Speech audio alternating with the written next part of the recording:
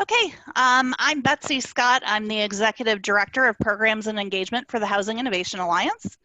And I'm excited to welcome all of our panelists and our co-host today, Jennifer Castenson, for our second coffee talk in our Healthy Home series.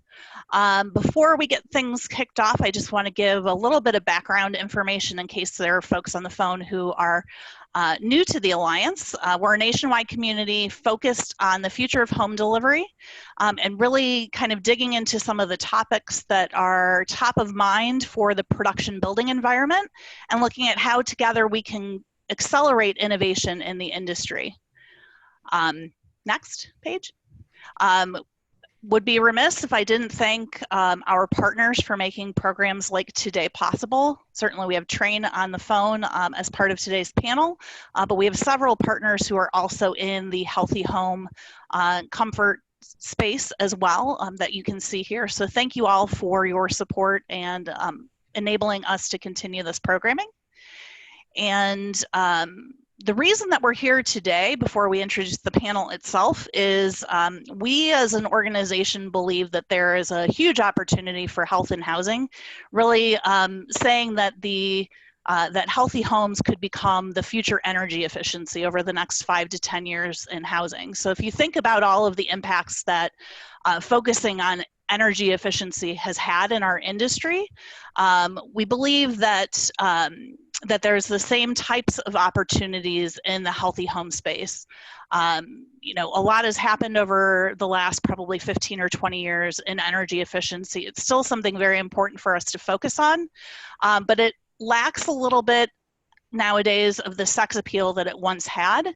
And there's been a huge focus over the last few years on what's going on in wellness communities, in health technologies, and certainly we've become very attuned to how we feel in our homes and how our homes make us feel over the last few months. So we think there's a huge opportunity here. And to delayer that issue, we've been looking at first the home. We looked at design and products last week, or a couple weeks ago, with a think tank last week on the topic as well. And next, we're focusing on looking at technologies and data within the home. So we have a great panel today that you can see on the screen. I'm going to introduce Jennifer and invite her to introduce the rest of the panel. But the way these coffee talks are set up, we really want this to be as engaging as possible for everyone. We recognize that a number of people on the phone might have questions throughout the discussion or even comments that you'd like to make. So we would encourage you, instead of using the question function, to use the chat function. That way everybody can see what ideas or questions you have, and we'll try and facilitate those into the process as we go. Jennifer's going to kick things off with a few questions. After Elizabeth gives us some high-level statistics that she's seeing, some trends that she's seeing in the technology space as well. But we're excited to have this panel. Jennifer, as most of you would likely know, is the Vice President of Programming for Hanley Wood. She provides leadership and collaboration across all of the verticals related to the built environment. She's been focused on identifying advances and innovation in capital, design, building technology, intelligence, and strategy to connect with a broader audience through editorial coverage, conference programming, and social touchpoints. So we play similar roles, and she'll tell you a little bit later about another event that they have coming up in a few weeks, their Prop Tech event, September the 15th. When we wrap things up today, we'll give you some highlights of some events that are coming and other resources that you might want to take a look at in this space and others. So I'm going to turn the floor over to Jennifer to introduce the rest of our panel before we get some high-level insights from Elizabeth. Excellent. Hello, everybody. This is Jennifer Castenson, and I'm honored to be here. Thanks for the invite, Betsy. And also honored to be with this great panel, starting with Tony Antolino. He's the Chief Commercial Officer for Delos, a company that enhances health and well-being in the spaces where we live, work, sleep, and play. And Delos Smart Home Solutions embody the evidence-based well building standard and focus on improving air, water, and light within our living spaces. And we also have CR Herro, who leads Meritage's business innovation program that combines design, efficiency, sustainability, and new technologies to establish a new standard in home building that provide better comfort, healthier air, and cost less to own and operate. Next, we have Darcy Lee, who's a 20-year HVAC industry veteran and serves as Senior Product Manager of Air Handlers and Indoor Air Quality for Trane Technologies residential segment. She leads the product growth team for the Vidalia manufacturing plant and manages sourcing agreements for the company's indoor air product portfolio. Darcy spent the first 19 years of her career with the HVAC manufacturers commercial group before moving to the residential position.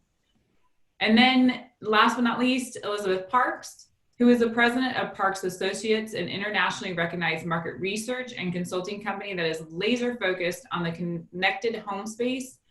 Last year, they delivered 2 research reports that are particularly relevant to today's conversation.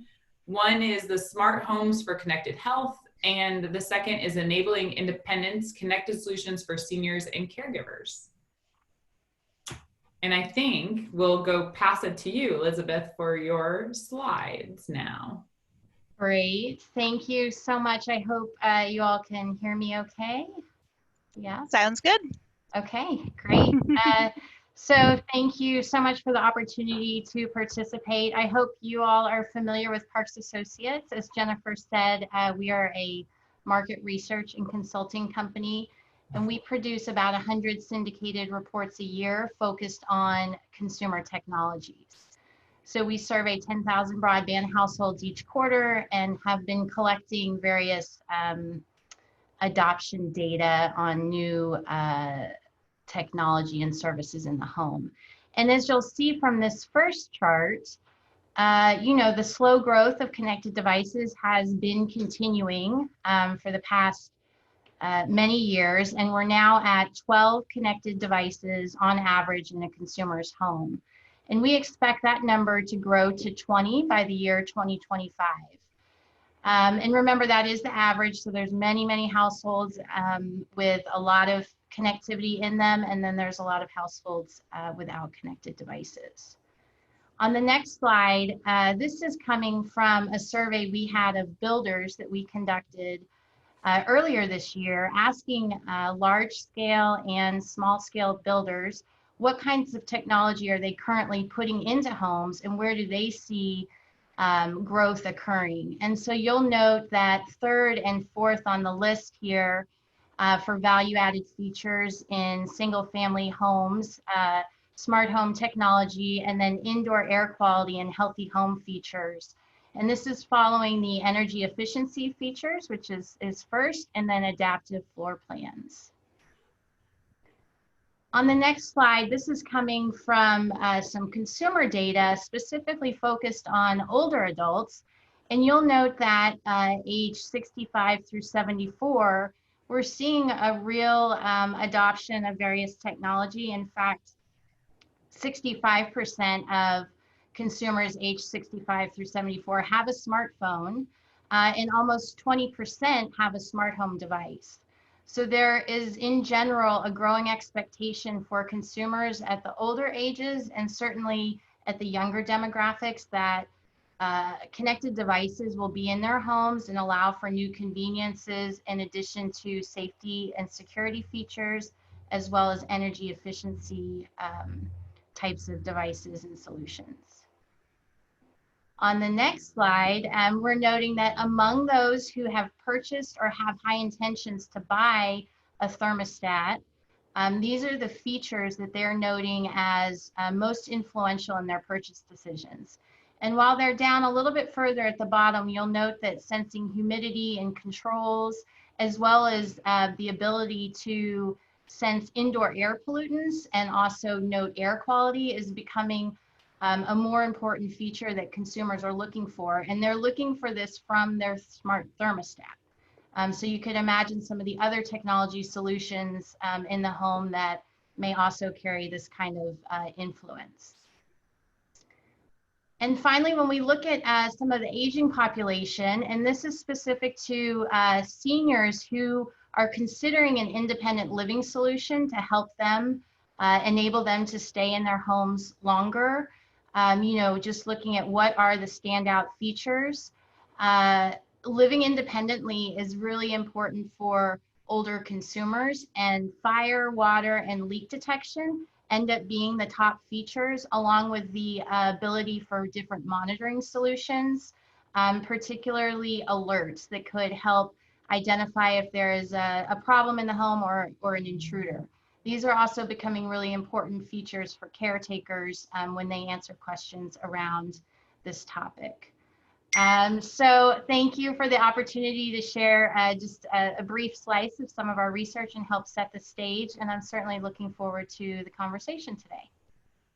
Amazing, Elizabeth. Thank you. And like I said, Elizabeth published a couple reports last year that go into a little bit more depth on all of those points. So thank you, Elizabeth. That's great. My first question for the panel is going to be kind of a softball. I just want to find out, why is health in homes a key focus area for you? And let's start with you, Tony. Wow, that's a lob bowl of lob balls if I ever heard one. Look, Delos has, we're a wellness real estate and technology company. So for the better part of 8 years, we've been focused on combining the building science and the health science to passively help people live better, healthier lives.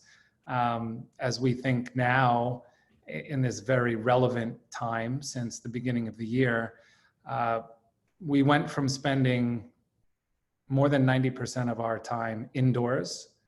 And that statistic was really a combination of our homes, our offices, travel, hotels, where all of the different places that we spend our days.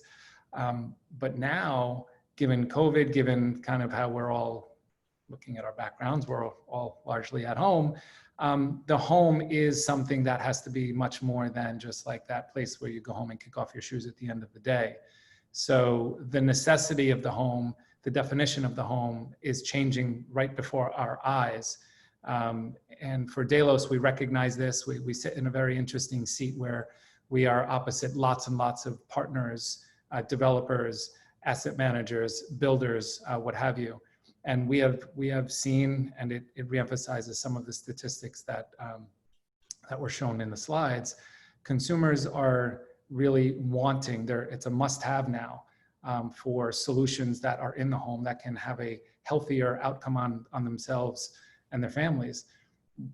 What I think is happening to the benefit, though, is that 6 months ago, a year ago, people knew that their home could have a positive or negative effect on their health outcomes, but they didn't really know what to do about it. They didn't know where to go to get the solutions, or how could they think about whether it was a DIY solution or call their contractor or whatever the case might be.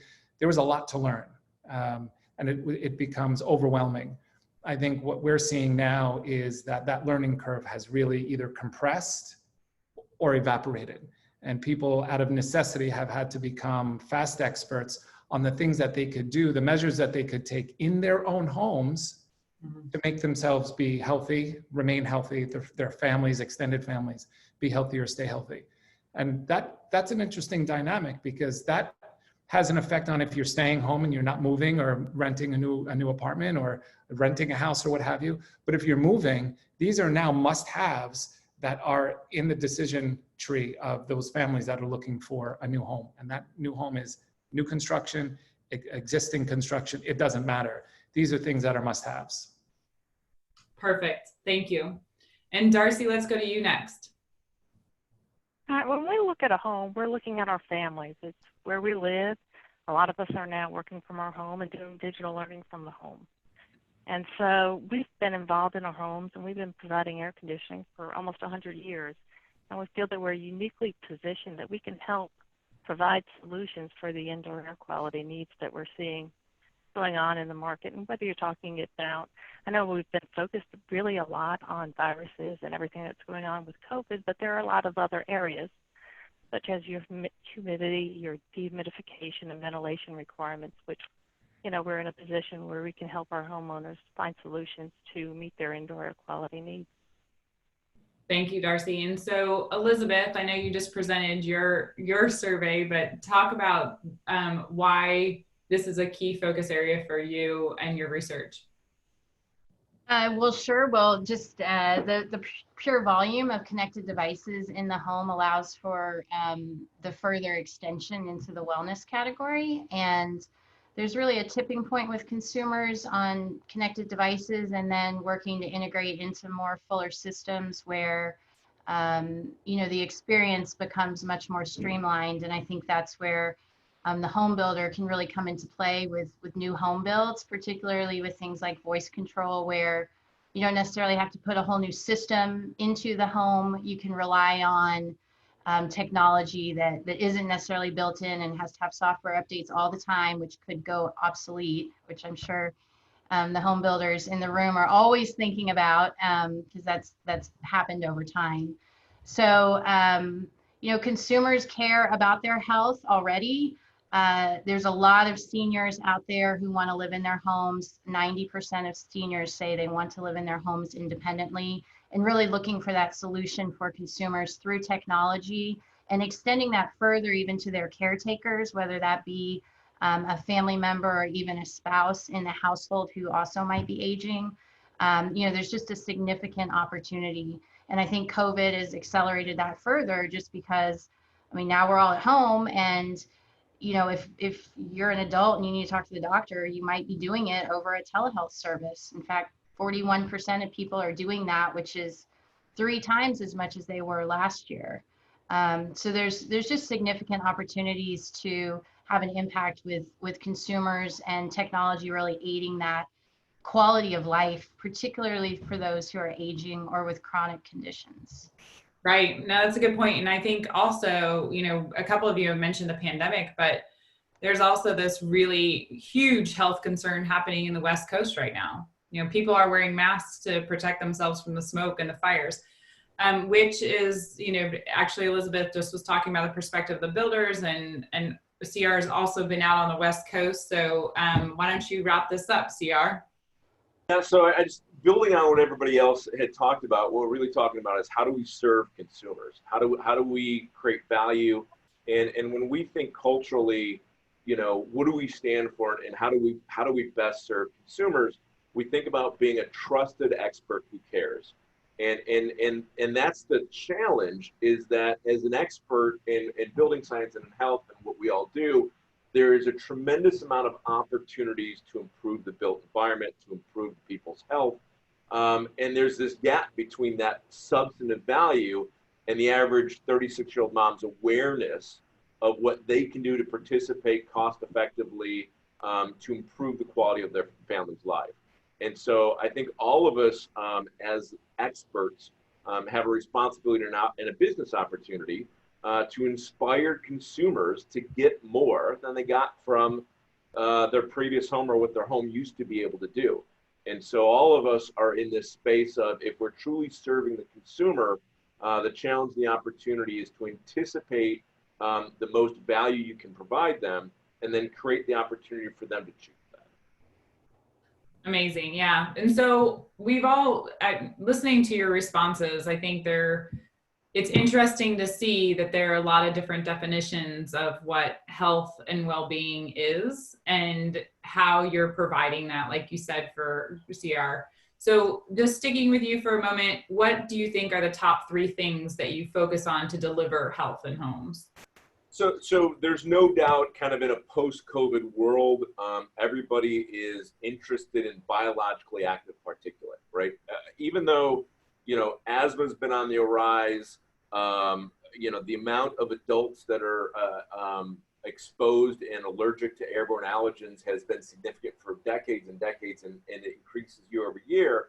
COVID-19 really created an underscore of emphasis. And I think that's a really good thing, because as I intimated, there's a tremendous amount of substantive actions and materials and controls and tools to reduce people's exposure to biologically active particulates, to create surfaces that are antimicrobial, and consumers just had them a couple steps down on their priority list. Right? They've been focused on the immediate stresses of what they need to accomplish, and health honestly has fallen off the stove.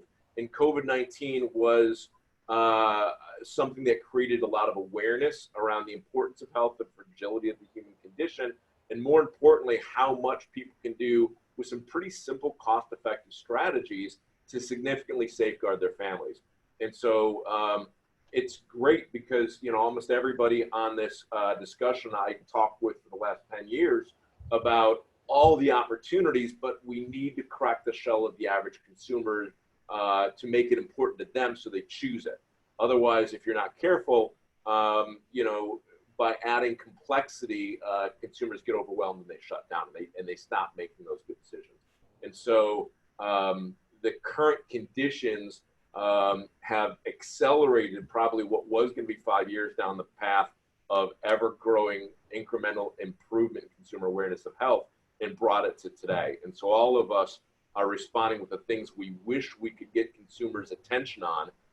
Now that we have their full attention, the challenge is just bringing that priority to bear and to emphasizing the opportunity and to creating product that substantively meet that opportunity. And I'll put this in just because I'm sure it's part of the challenge, is not only is there a tremendous amount of opportunity to do really credible things, COVID-19 has resulted in a tremendous amount of snake oil sales and non-credible marketplace strategies. And now we have to be that trusted expert who cares enough not only to make healthy environments for people, but to empower them to differentiate between substances. Yeah, great points. And so if it is a sort of a PR campaign or an education process, I think it's education across all facets, because if you think about who's going to benefit, I mean, it's the insurance companies, you know, and the employers who are providing insurance, and everyone in the whole holistically would benefit from raising the bar on health in our living spaces. So Anthony, how are you prioritizing the top 3 things that you focus on to deliver better health and housing? So to deliver better health and housing, we have a residential platform that is specifically designed for this. We launched it in 2018. It's a combination of hardware and software. Software are things that we've created over the course of time, informed by science and research, which is the heartbeat and the DNA of what Delos stands for as an organization. We focus on a couple of key elements. It's the air we breathe, the water we drink, and the light that we subject our bodies to. Those are the 3 primary. There's more, but those are the 3 primary. Right now, air is probably the #1 concern on everyone's mind, and we continue to hear that. So we are continuing to look for the best possible air purification systems the world has to offer, which are solutions that are able to provide enhanced air purification beyond what HEPA filtration typically provides. And HEPA is fantastic air quality. It reduces particle sizes that are very small.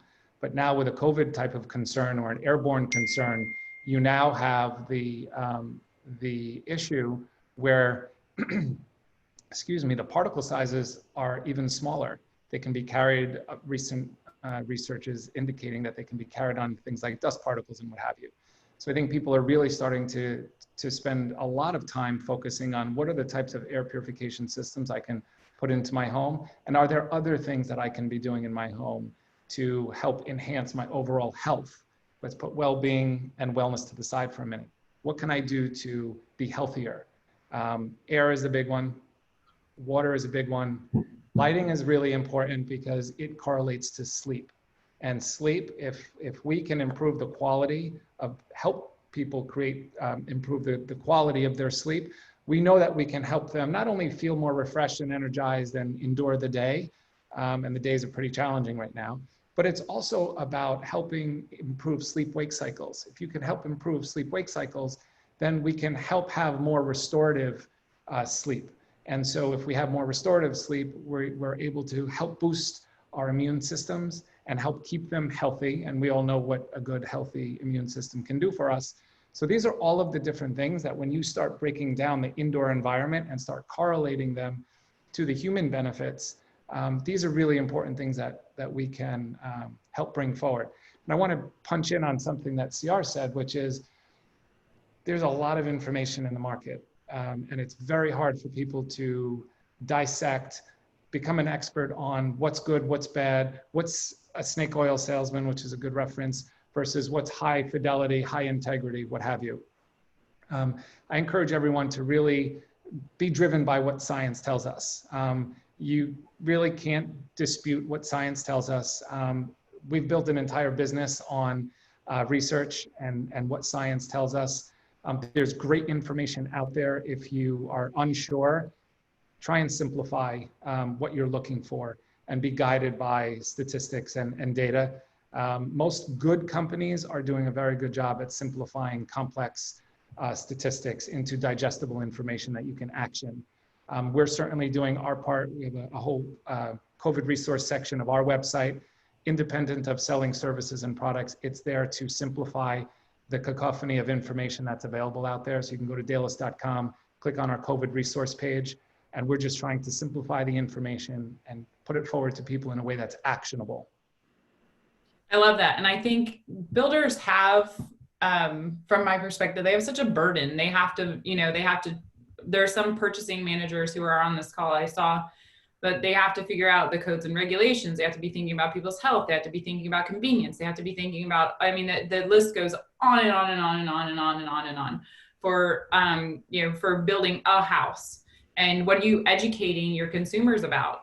And it's great to see that suppliers are helping make that, helping not only educate, but helping make that process a little bit simpler, and also doing their part educating the consumer. Darcy, what is Train doing? And can you speak to the top 3 priorities? All right, great.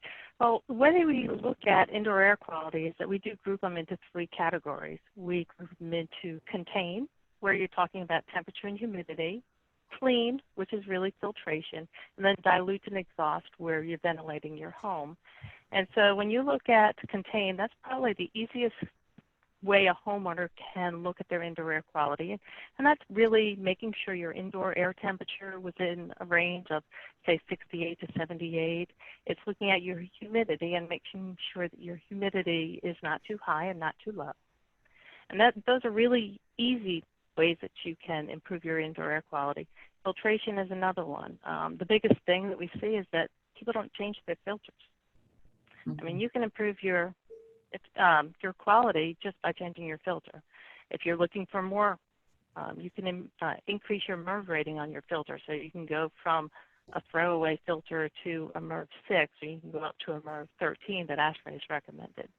And then, of course, there are lots of other technologies out there when you start looking at filtration, depending on what size particles you want to filter out and the cost of what those technologies are. And then in the last area, the diluting ventilation, it's bringing in fresh air. When you have air in your home, and these homes that we're building are great and they're tighter and they're more energy efficient, however, they're not getting in any clean air, any fresh air. So bringing in outdoor air through ventilation products and ERVs is another good way that you can improve your indoor air quality. Perfect. I hear so much about the moisture aspect and how important that is over and over again, even as a homeowner, not just being in the industry.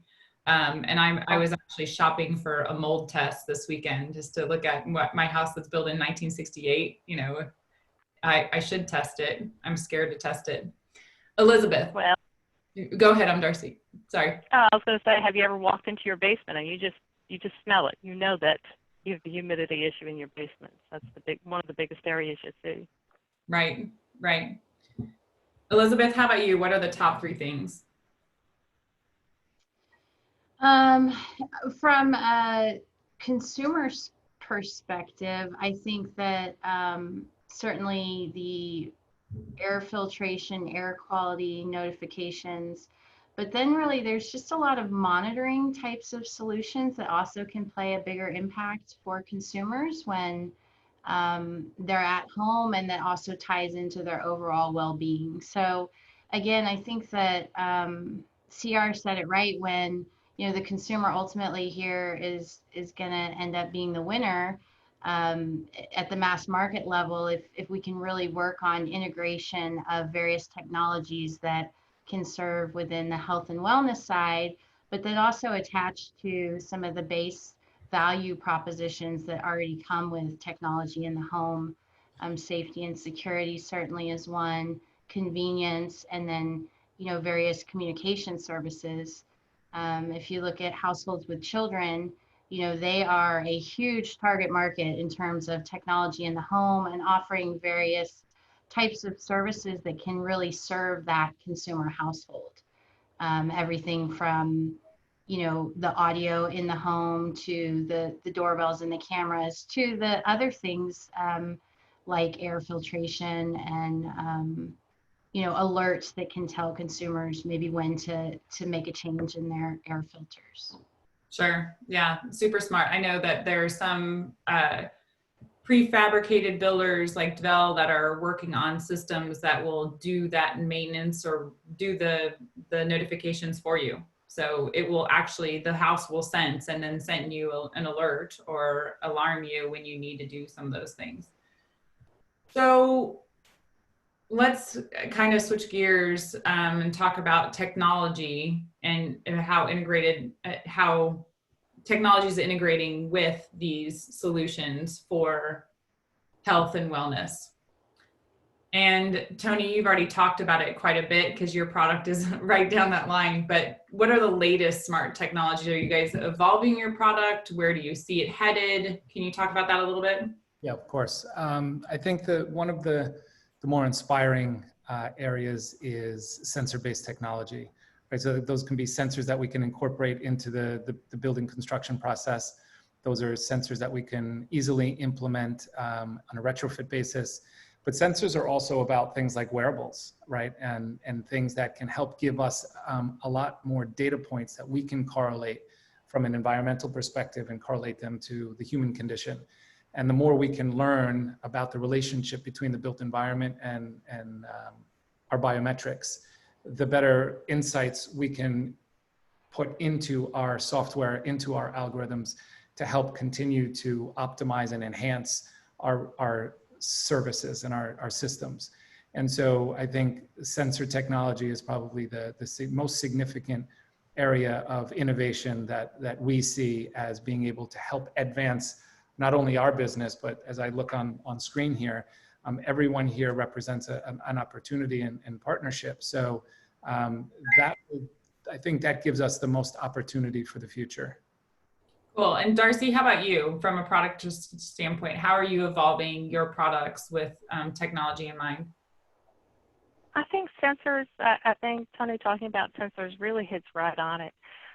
You know, traditionally, you've looked at a unit, you'll get something like a sensor that goes off of your filter, and it's usually traditionally been based off of runtime or hours that the filter's been active or the unit's been active. And nowadays what we're seeing is that we're moving from using a runtime and actually sensing when that filter is actually dirty to tell you, hey, it's time to change your filter, and then tying it back into your smart thermostat and being able to really get the ability to monitor your home. We're also seeing a lot of technology in motors. So we're seeing a lot of energy efficiency, and it's not just the energy efficiency, but it's the ability to ramp those motors up and down and dial it into what that home needs at the speed that it needs it. And then we're also seeing it in our construction of our materials of our equipment. So we have products that are made without fiberglass. We have products that are made to be wiped down internally so that we can keep them clean and creating really an environment all the way through the units that deliver a healthy air. CR, how about you? I know, what are you the most excited about in terms of the new technology, maybe for your own concept home? Yeah, no, there's 3 channels that I'm super excited about, and it would take hours to go through all 3 channels. So one of the channels is just the true technology, right? That there is pollution control devices crazy titanium oxide reactors and electrostatic precipitators and like really, really good substantive technology that's being scaled from commercial down to single family residential, multifamily dwellings that I'm really excited about. The second one Darcy talked about, which is the embedding of monitors that make sure equipment work well and work to peak, and may even start notifying maintenance personnel before something fails to really get the home to operate the way it should. But Tony mentioned the thing that I think has got the most significance, which is sensors. The consumers today have so much on their plate that it's easy to forget and take for granted really important things like your family's health. But with these sensors, you get these interactive displays. You know, I've got one in my house, and it gives me this running 24-hour schedule of, hey, here's my relative humidity, and here's my particulate, and here's my VOCs. And it's not expensive. It was $100. It can change the way my HVAC runs. It can change the way my fresh air runs. But more importantly, like, I burn dinner and I see my particulate come up, right? I get a lot of consumer confidence that this little tiny cheap thing is very accurate and is capable of notifying me of these outlier trends that allow me to protect my family and either have the peace of mind knowing everything's okay, or create that exception event that says, hey, your humidity spiking, you know, here's something very easy to do, or to automate that. But, you know, the average consumer, if you give them information and a usable graphical format, which Tony's company does so very well, it empowers consumers to take charge of their own health, and more importantly, keeps it top of mind.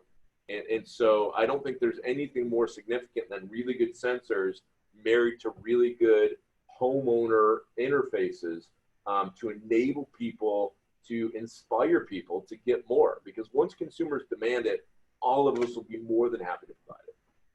You brought up a really interesting point too. It's like, how can you predict consumer behavior when you're putting in all these products and you don't know when people are burning their dinner or how often they burn their dinner. So, Elizabeth, if you would just wrap us up and then we'll go to some audience questions. So talk about, what do you see in the realm of technology and what are you most excited about? Sure. So I think for Parks Associates in general, it's seeing this all kind of happening. We've been monitoring this space for decades, and really back in the late 90s talking about the home network and connectivity in the home. And so we do feel like the industry is growing up. There's still some big challenges, I think, ahead, particularly with privacy and security issues in consumers that will remain an obstacle. Affordability and price on these products, you know, showing the value in the product and having a good value proposition, you know, that ties into the affordability issue, because if consumers find a product to be valuable, they're willing to pay for it and they find it affordable. And then lastly, I think, you know, really just things working. Interoperability continues to be a core issue where, you know, if you have 20 to 50 different products in a home trying to work together and connecting to your network, you know, that becomes a very complex situation for really even very advanced consumers at home. But certainly for the average consumer, you know, a lot of that's going to have to come a lot easier. And I think service providers will help lead the way there with various value-added services to simplify all that going on in the home. Yeah, simplification is probably going to be key moving forward, integration and simplification. So thank you, Elizabeth. And now I'll pass it to Betsy so she can get into our audience questions. Okay, I'm proud that I remembered to unmute myself.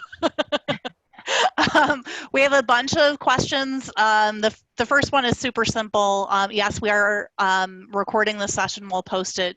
So if you have anyone else who wanted to attend, great. You can watch it afterwards. And And also, if you haven't submitted a question or a comment yet, feel free to continue to do that in the chat function. We'll just keep watching as we go. But we'll go back to the beginning of the questions, which is, what specific technologies and products are available today to directly combat biologically active particulates? I think this was in response to something you said, CR. Yeah, so I don't have enough time to go through it all, but I think the three big categories to look at are enhanced filtration, whether that's being done through, you know, having a separate driven fan to a really efficient filter, or using charged particles to agglomerate and do a better job at capturing biologically active, which is that PM10, PM2.5. I think that's advancing quite a bit. They're starting to embed antimicrobial material into faucets, into door handles, into paint that can offer a secondary protection on those surfaces. So should viruses and bacteria and mold get deposited on surfaces, they're unable to reproduce and stay active and grow. And then, you know, the last piece is the technology, right? Is that there is an ever-growing presence of materials that actively break down mold, bacteria, and viruses. So whether that's, you know, silver impregnation, whether that's chemicals, there is a tremendous amount of really good, as Tony talked about it, science-based, evidence-based, research-based technology that is demonstrating, whether you're worried about COVID-19 or mold growth in your basement, that clearly demonstrates here's what allows mold, right? Food, oxygen, moisture. Here's the easy things to control. You're not going to take oxygen out. You're not going to take food out. So here's a great moisture control strategy. And here's the most cost-effective way to do that. So you know, one of the reasons I love Delos is they are such an evidence-based company and offer a great structure for us to get right to the point, which is there is 10,000 ways to control biologically active materials. What's the most effective for every dollar we're going to spend? And I always think about this as, what would I tell my grandma to do to protect her? How do I take care of the people I care about, their budget, I care about their health, and I care about the effectiveness of the strategy. Great. Do any of you think that builders should have a measured standard on VOCs, particulates, humidity, and temperature that should be measured and certified for new homeowners? I'll take it. The simple answer is yes. I think that would be really good because builders want to produce a healthy product. Builders want to ensure that the homes they build are of at least the minimum standard and may do other proactive things that they can certify that were 50% of that standard or 25% of that standard. So having that baseline, I think, is a great aspiration. On the other hand, I don't think there's near enough consumer awareness of the average indoor air quality, and there's not been that baseline research, and Tony can probably talk a little bit to it. You know, a new home and the average materials, you know, quick story, one of the things we stopped putting in our homes was conventional carpet. We haven't for over a decade because the average carpet off-gases formaldehyde for 4 years. And so whether people are buying a new home or are rehabbing a home, I don't think there's an appreciation for the amount of VOCs or the particulates from candles or the chemicals given off from cleaning supplies. So yes, I think it would be great to have a standard, and yes, I think builders would love to be able to do stretch goals to say we're going to beat that standard by X points. But I also think there's an unintended consequence, which is buyers do not have awareness of how much they're exposing their family to on a daily basis, and there will be some shock and some knee-jerk reaction to that baseline information if we did produce it. We pursued that as an initial goal, but I think it's a great opportunity. Any other thoughts on that front? Just an exclamation point to, you know, in the spirit of simplicity, what we surround ourselves with matters. So when you know better, you can do better. So whether you're living in an existing home, like I said in the beginning, and you're not moving, be conscious of what you're surrounding yourself and your family with. If you're buying something new from a builder, then have a high expectation that they have made good choices that are going to help protect you and your family. This is one of those watershed moments in society that only happens every so often, and it's typically triggered by an outside force. And I think that the world is changing before our eyes, particularly as it relates to our homes and what we expect our homes to do for us. And, you know, CR and I, not surprisingly, are seeing eye to eye on this. We know we can do better to help protect families. There's no guarantees in life, but there are better choices that can be made. There's fantastic technology and products that exists today. It's really a function of having a bar of integrity for where optimal environments can be created versus suboptimal. Okay. A basic but very important question, which I think actually someone else answered. So there's a question in the chat that somebody else answered, which is, what's the recommended humidity level for homes? And an answer given was 50%. Is that a fair statement, Darcy? Others? Yes, I would say between 40 and 60. You don't want it too dry, because if it gets too dry, your skin itches and you're not comfortable in the space. Of course, if it gets too high, you get the opportunity for mold and mildew. Perfect.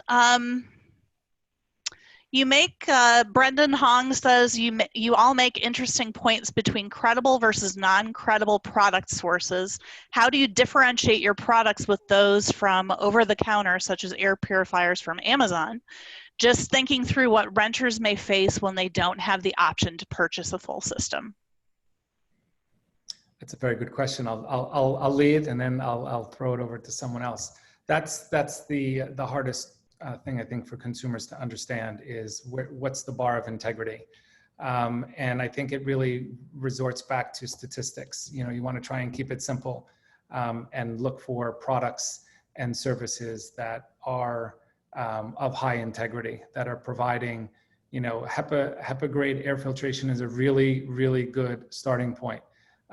It's particularly for standalone systems. If you want to, you know, decouple the things and you can't buy a full system, that's really good air filtration. There are great standalone units that you can buy from lots of different retailers that can satisfy air filtration at a very good quality on a room by room basis. There's also now great air filtration systems that are remediating ultrafine purification. So these are advanced air purification systems, and they're relatively inexpensive. They work in a standalone capacity. You unbox them, you plug them in. They can stand freely or hang on the wall for space saving. And they're very good products. From our perspective, any product that we recommend, any piece of software that we create or integrate or put into the market has been carefully vetted by a team of PhDs and researchers. We carefully vet and evaluate the products to make sure that they're meeting our performance bar of improving the environment for healthier outcomes. So as it relates to Delos specifically, nothing gets recommended out from our company unless it's running through our Delos lab environment. So that's a little bit more specific on how we think about it. Okay, any other thoughts on that front? Yeah, I think, you know, a quick story that illustrates the point Tony was making. 8 years ago, the US EPA adopted a national voluntary standard for indoor air quality. So it's called the US EPA's Indoor Air Plus. And it's really good. It's low VOCs, it's fresh air ventilation, it's good air sealing, right? It's good fundamental indoor air quality certs. And we stole and plagiarized from it and built to that standard for all the last 8 years. But we never certified to it because it cost us $100 a house. We build 10,000 houses a year. So we're spending $1 million for a cert, which a year ago, our consumer information that we got from Parks told us, hey, you know, maybe there's not enough yet awareness to justify spending $1 million for the cert. We're now certifying 100% of our homes to that because that third-party validation, that trust, right? So, I mean, we were the first big builder to adopt Energy Star for the exact same reason, is those third-party US EPA, US Department of Energy, Delos, right? All trained, right? These experts that consumers trust the brand are very, very important validators. American Lung Association is probably going to be in this space pretty hard, right? Are great validators to say, we endorse this program, we inspect this program, we've set out this voluntary third-party program that they'd have to meet in order to get the certification. Those are the things that I think make a lot of sense for downstream manufacturers and home builders to think about. And more importantly, I think those are shortcuts for consumers to look for something credible, right? I mean, consumers know Train. Consumers know the US EPA. Consumers are going to trust certain brand promises. And we absolutely, the substance have always existed, but once the consumer starting to need that feeling of safety, to need that assurance that it's not just marketing, there's substance there, we started certifying all our homes to that program. So I think those are the things that the industry should be thinking about, is how do I tie myself to a trustworthy, valid program that my consumers can trust without being experts, without having a staff of PhDs. Yep, because we're not all Delos. Let's see, I might jump in here because I think, that brings up a really important issue just around trust and also familiarity of various products and then how that plays out in the market. And I think everybody here would agree that with smart thermostats, they've been in the market for over a decade, and we're still only at 13% adoption of smart thermostats in the US. So there's been lots and lots of, the tech giants jumping in and making a lot of noise, and voice being there, and a lot of data analytics companies getting involved so they could then work with the utilities to show consumers that energy savings that comes out and or the ability to be more efficient. And yet we still see, just barely over double digits of adoption. So I think it's going to take a while to really get consumers, more visibility to this technology and the value it can provide. Even on utilities spend all sorts of time on demand response programs and different incentives. And I mean, they're giving away the thermostats so that they can effectively save energy on the grid. And still a lot of consumers just are not even aware that their utility offers that program. Right. So I think the continued marketing efforts, the reduced cost of the products, and then the value, and ultimately what can it do for you, whether it's cost savings, healthiness, whether it's the perceived benefit of being, a contributor to the world with saving energy and that sort of thing. I mean, people care about clean energy. All of those things, I think, at some point there will be it'll pick up and it'll snowball, but I'm not sure we're quite there yet. That's fair. Yeah, I'm sorry, go ahead. I was going to say, we can definitely see that we're seeing lots of different technologies coming out into the market as far as for air filtration and cleaning. And there are so many of them that people don't know what is the best technology that we should be using within our homes, filtering that air. So what we're doing at Train is that we test all of our products before we introduce them. We put them through an NPD process, but it's really hard for a homeowner to benchmark and to compare different technologies. So our goal is that we want to take those different technologies and be able to compare them in an apples to apples comparison so that we can provide the best solution to really fit whatever that homeowner is looking to solve. Perfect. Kevin Hart from TZOA Haven IAQ. Building a home with a higher MER filter is great, but 6 to 12 months later, it gets swapped out or not changed at all. And proper ventilation is much harder to achieve in residential. I'm skeptical about advertising a healthy home unless there are proper controls, monitoring, and a professional firm other than the homeowner involved in the equation to maintain performance. Bridging the gap of education and keeping the promise of the healthy home seems challenging. How do you think about making the promise of a healthy home is a professional needed to solve problems and maintain the system? And thank you, Kevin, because that was on my list to ask you guys. Let me jump in on that one. So we understand this at the deepest level. We install systems from, mass market priced homes to luxury and ultra luxury homes and everything in between. At the luxury end of the market, there are integrators that are professionals that are in doing the installations and the programming, and 9 times out of 10, or maybe more, those integration companies have service contracts with the homeowners. So they're providing ongoing service, not only for things like filter replacement, but also for the technology stability and the network stability and lots of other things that may be going on in those homes. As you go into the mass market, there may not be a economic ability to have someone under contract in that same capacity. We try and make life simple for the homeowners that are incorporating our systems. Our software has things like auto reminders that are time-based, so that we're reminding the homeowner, hey, it's, you're approaching time to replace your air filter or your water filter or what have you. So we're giving them guidance and trying to help make that process really simple, but also reminding them on how important it is, because it's the very reason why they chose to make the investment to put the products into the home so that they can help live a healthier and better way for themselves and their families.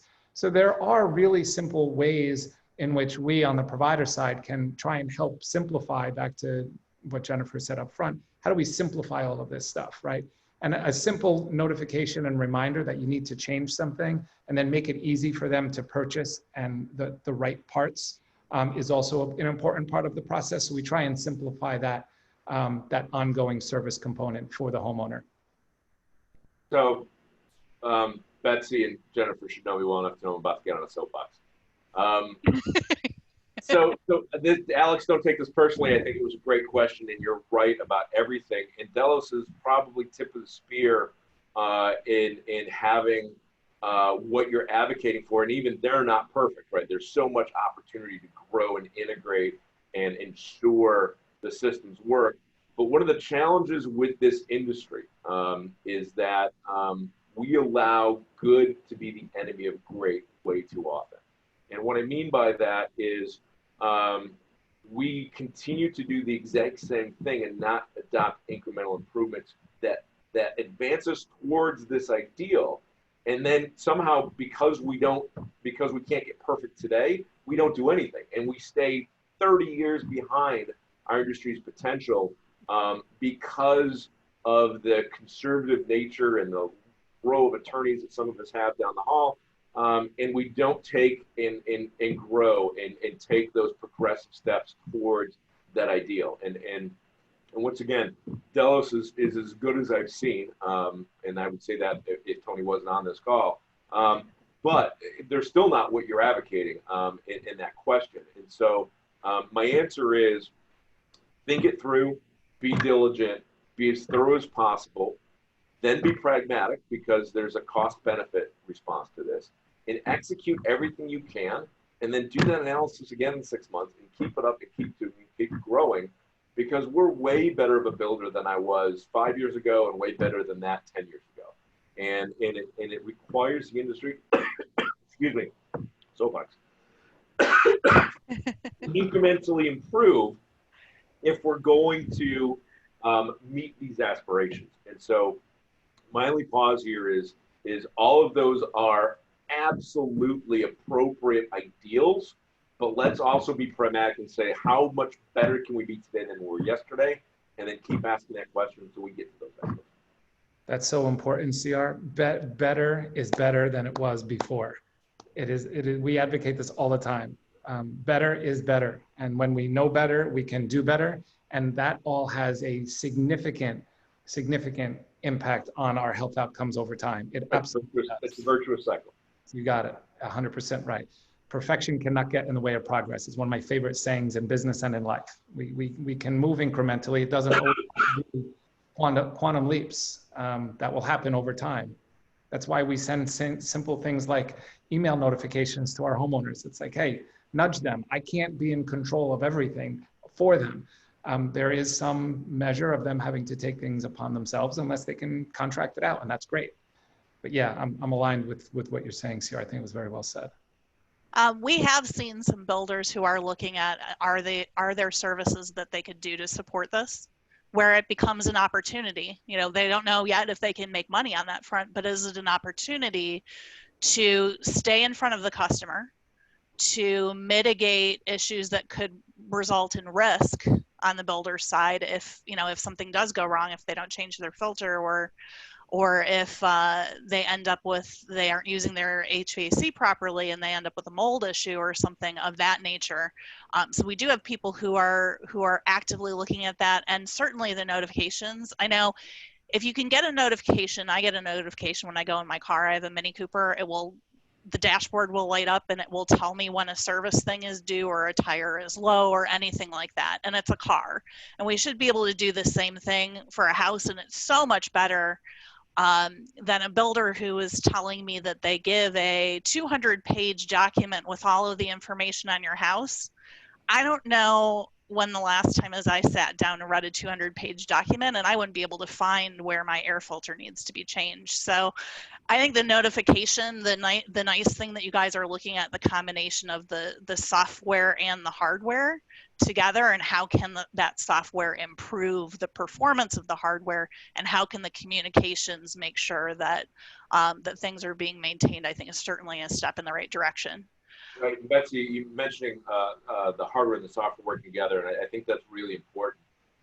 You know, I can't talk too much out of school of all the stuff I'm working with Darcy on, but you know, we work with Train a lot in looking at if we wanted to have this idealized HVAC partnership with our installing trades and our maintenance trades.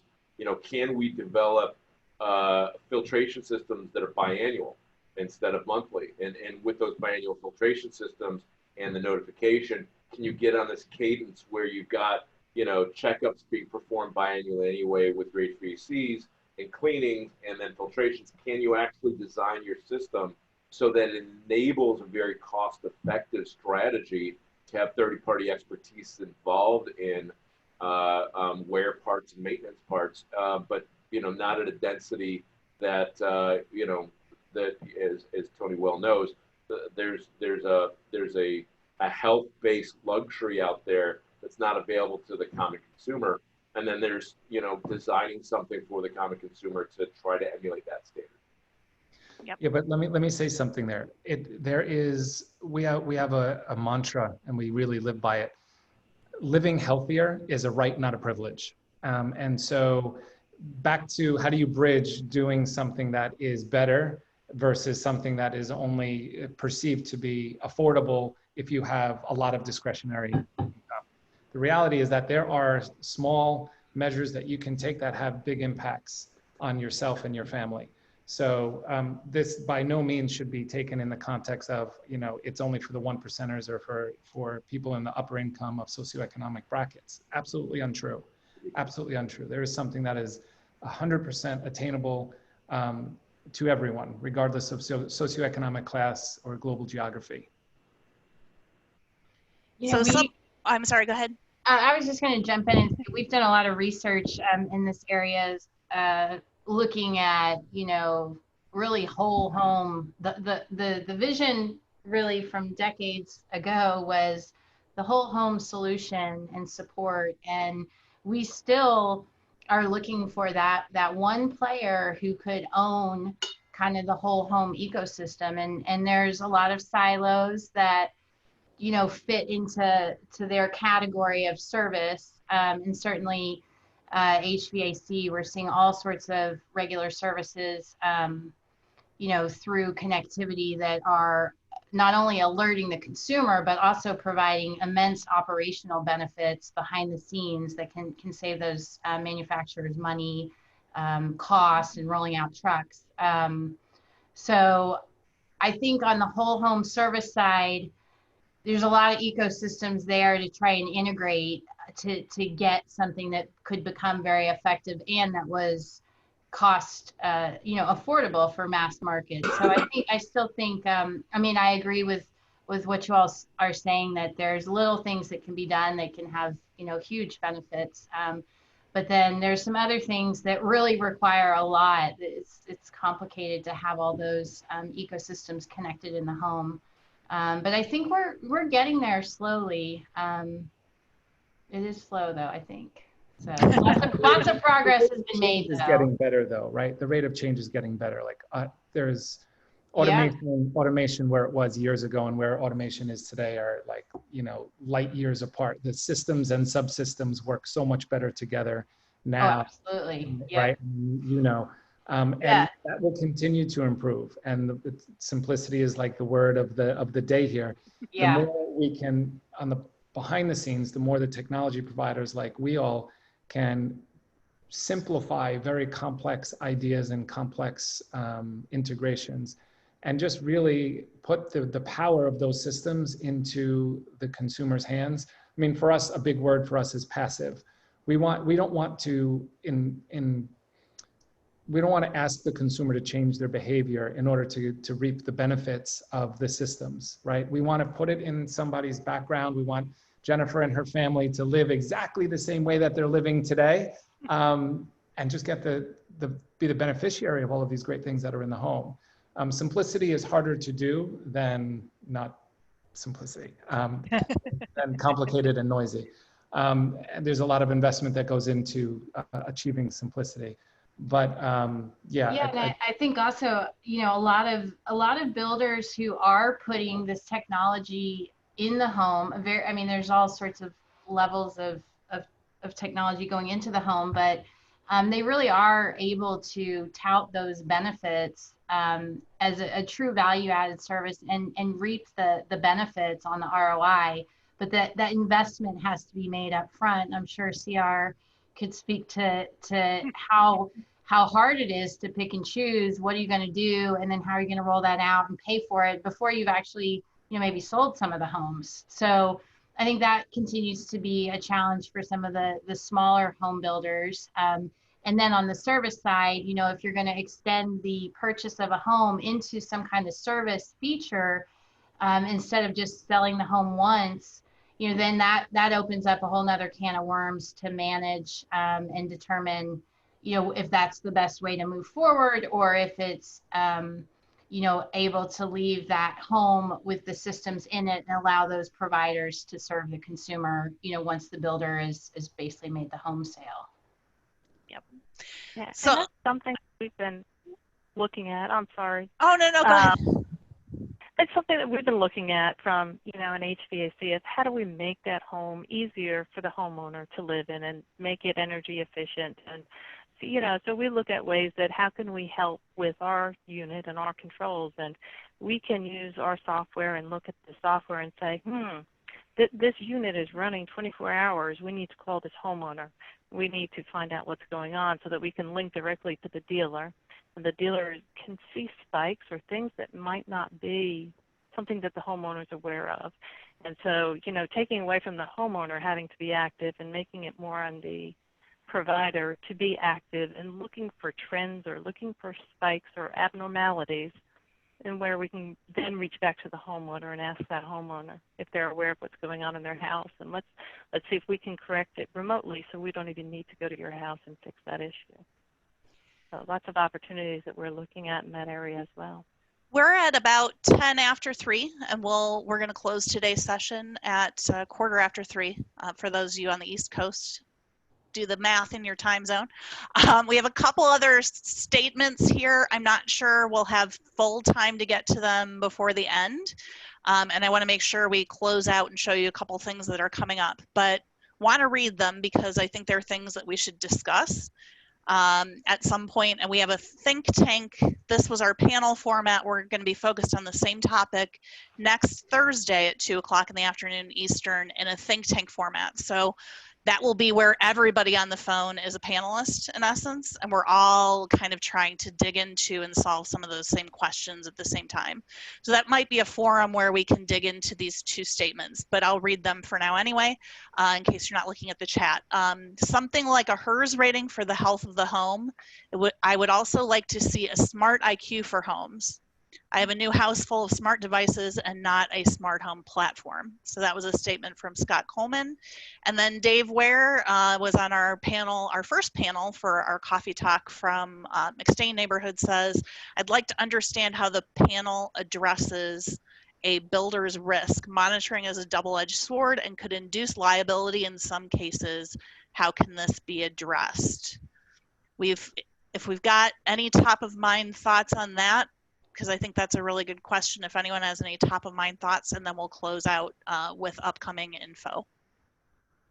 Yeah, I perhaps in the next call we can get into the solution. I can validate the problem. So when we went to smart thermostats that went from displaying the temperature of the relative humidity, we started getting people in Florida calling us about the humidity of their home that, you know, is 80%, you know, throughout Florida as soon as you open the door, 95% outside. And, you know, ours were trending 58% and they still wanted it lower. Just because they were getting data that they've never seen before. So it's a very valid concern to say, if you give consumers data without a reference point and without some risk analysis and some facts, as Tony kept advocating, it is, you know, data in the absence of all else can be a double-edged sword. So it's definitely something that you want to wrap into context. And without that context, it is dangerous. So I would advocate context in any of the programs. Well, 58 is a heck of a lot better than 95. Woohoo! All right, Paige, if you wouldn't mind throwing the slides back up just so we can kind of show a couple things. So thank you to our panel. Thanks to Jennifer for facilitating today. You see a bunch of smiling faces up here. We had an event 2 weeks ago, a coffee talk. We had a think tank last week. We're doing podcasts, and we've got 2 more events like this coming up in the month of September. If you want to go to the next one, Paige. The very next thing, these were the questions I posed initially for us to dig into on the think tank portion of this, but I really think we should go back and look at the risk aspect that you guys talked about and a couple other things that were brought in. So I might update these questions before we get to next Thursday's think tank. Depending on how many people we have in the room, we might split into smaller rooms, like to have a discussion of 15 or 20 folks at the most. The first one we did went pretty well last week, and we're going to be posting some notes on that to LinkedIn this afternoon if you want to take a look at it. Click over to the next one if you would. So this format today will marry up with a think tank next week, and that's kind of how we're building each of these areas as we look at the Healthy Homes platform and we move toward what do we need to know and what do we need to do to get to Healthy Homes being a bit of a new energy efficiency opportunity, both in homes and in communities. So Dennis will take over as the co-host for our September events. That'll be focused at the next one at the community level on the 15th of September with a follow-up think tank on the 24th. And we'll be looking at, strategic partnerships between hospitals and community developers and unique communications tools and things at the community level on that front. And then really with everything we've been talking about so far, and we'll dig further into risks and which on the positive side are opportunities for innovation in early September and in October. And in those sessions, we'll bring in some people from the insurance industry, from the legal profession, some builders who are looking at advancing and doing some unique things in the space as well. So be sure to look for that information, and Natalie will send you links to those in case you're interested in participating. And on the same day as our coffee talk, so you could spend an hour with us, hour and 15 minutes with us on the 15th, but Jennifer is hosting a prop tech event with Hanley Wood. And CR will be presenting for that as well, I believe. And they were talking a bit about Healthy Home, but also other things beyond that. Do you want to make any comments on your prop tech event, Jennifer? Yeah, sure thing. So you can register for that at builderproptech.com, and CR will be talking about health and in housing. And then we have Stuart Miller will be giving a keynote, and Brad Gruey from Fifth Wall. So be a great one to join if you are able to. Thank you. Great, sure. And we also have podcasts available, so you can hear additional things from our community, and there will be more of those in the coming days that are Healthy Home focused. And then on the last front, these are the 2 links, and we'll be sure to send these out to you as well, to the pages for the 2 smart Oh, and I forgot to change the title of that second one. I'll fix that before we send it to you. The second one is Connected Solutions for Seniors, but we'll send those links to you in case you're interested in taking a look at those directly to the Parks Associates website. Just thanks again to the panel. Thanks for everyone for participating. And Natalie will also send you a link if you aren't part of our community yet. You can help shape some of the programming that we do, topics that we talk about, and get more engaged on that front. So we'd encourage you to look at becoming a member of our community. So thanks everyone, and have a great rest of your afternoon. See you next time. Thanks. Bye. Okay, bye-bye.